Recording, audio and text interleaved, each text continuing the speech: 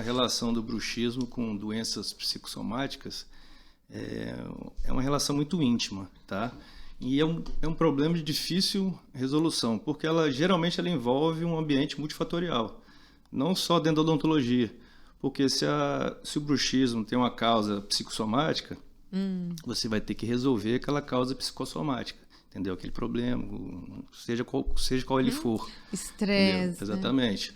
O que o dentista faz, que você usou e que eu já usei bastante também, quando você falou, já furei placa, já quebrei placa, eu me vi em você, entendeu? Porque já aconteceu isso comigo. A gente está resolvendo